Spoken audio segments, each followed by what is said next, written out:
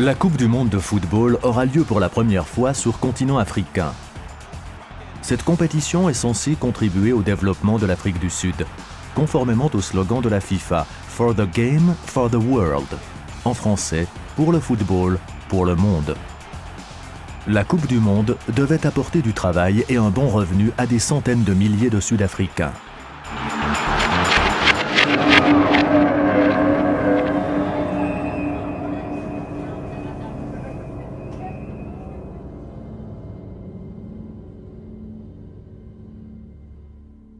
No, I'm not thinking nice about the World Cup.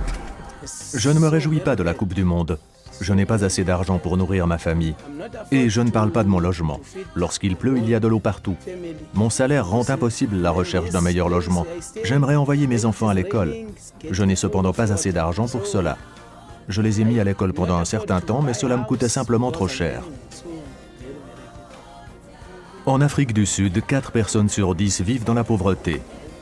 Plus d'1 million d'emplois ont disparu durant les 15 dernières années. De plus en plus de personnes travaillent sans contrat fixe et sans la moindre couverture sociale ou maladie. Beaucoup de gens ont espéré que leur situation s'améliorerait grâce à la Coupe du monde. Dès les premiers préparatifs, il est apparu clairement que la Coupe du monde profiterait surtout à la FIFA, aux sponsors et aux consortiums internationaux de la construction. La FIFA prévoit un bénéfice de 2 milliards de francs. Les entreprises de la construction ont multiplié leurs profits par 5. Les travailleurs de la construction ont, quant à eux, à peine bénéficié des milliards d'investissements. C'est pourquoi les syndicats sud-africains et l'IBB ont lancé la campagne « Fair Games, Fair Play ». Cette campagne a été soutenue par UNIA et par l'œuvre suisse d'entraide ouvrière OCEO. Avec la campagne Fair Games, Fair Play, nous avons voulu améliorer les conditions de travail des ouvriers de la construction et renforcer les syndicats en Afrique du Sud. Beaucoup de nos objectifs ont pu être atteints.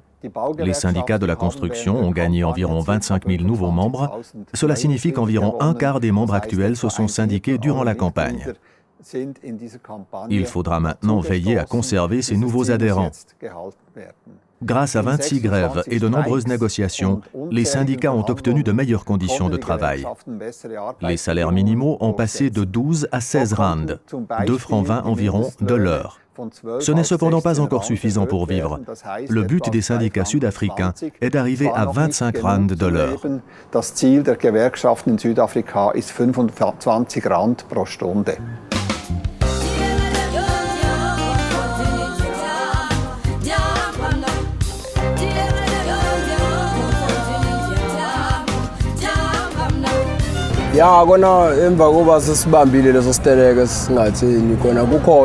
Ce que nous avons obtenu n'est pas tombé du ciel. Il a fallu se battre durement.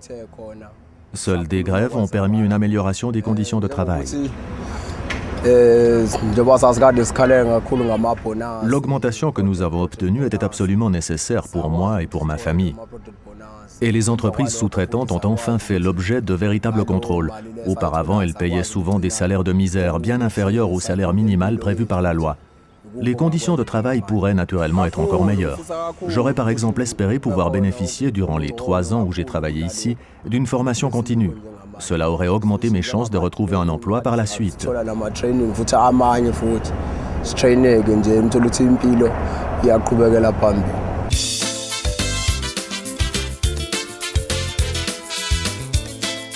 Comment la FIFA a-t-elle réagi aux exigences de la campagne? Une rencontre a eu lieu en mars 2008 entre les syndicats sud-africains et Sepp Blatter, le président de la FIFA. La rencontre, qui a eu lieu au siège de la FIFA à Zurich, a été organisée par l'USS, UNIA et l'OCEO. We are not the social partners of the workers' unions, but we wanted all social partners. Nous ne sommes pas les partenaires sociaux des syndicats, mais nous aimerions que toutes les parties impliquées dans la préparation de la Coupe du monde travaillent bien ensemble. Cette exigence implique de bonnes conditions de travail. L'objectif de la FIFA est que la Coupe du monde de football ne soit pas seulement un magnifique événement sportif, mais qu'elle laisse un héritage à l'Afrique du Sud, un héritage qui améliore les conditions de vie au-delà de la Coupe du monde.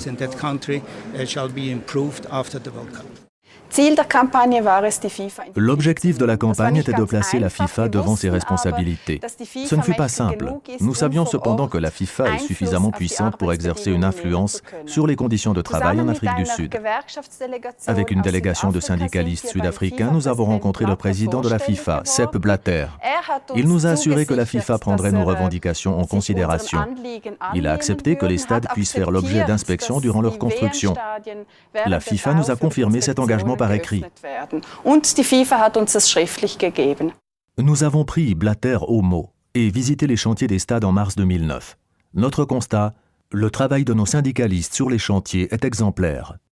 Beaucoup d'améliorations ont pu être obtenues, notamment en matière de sécurité au travail. Les salaires ont été augmentés. Ils demeurent cependant insuffisants pour nourrir une famille. Il reste encore du pain sur la planche avant que nous puissions dire lors d'une prochaine Coupe du Monde « Fair Games, Fair Play » est aussi valable sur les chantiers. Nous placerons aussi la FIFA devant ses responsabilités à l'avenir. Je pense notamment à la prochaine Coupe du Monde qui aura lieu au Brésil en 2014. Nous maintiendrons la pression. Le succès de la campagne n'a été possible que grâce à une collaboration sur le plan international. Eddie Cottle, coordinateur de la campagne Fair Games, Fair Play. I think that the major role played by UNIA and the Swiss labor assistance was in the area of ensuring that dialogue. Je pense que la plus grande contribution d'UNIA et de l'OCO a été d'initier un dialogue entre les syndicats sud-africains de la construction et la FIFA.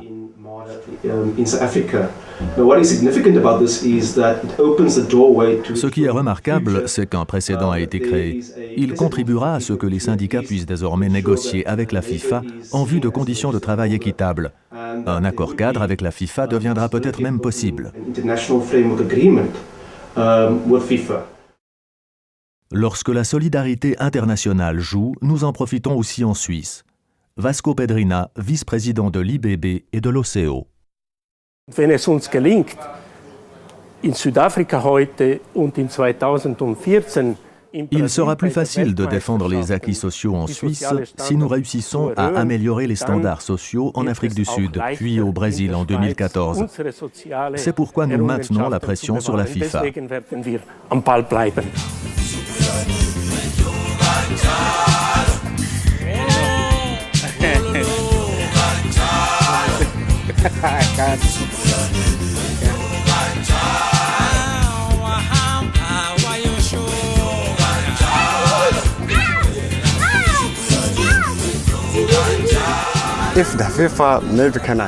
Ce serait très gentil de la part de la FIFA d'offrir des billets pour un match à toutes celles et tous ceux qui ont trimé sur les chantiers de la Coupe du Monde.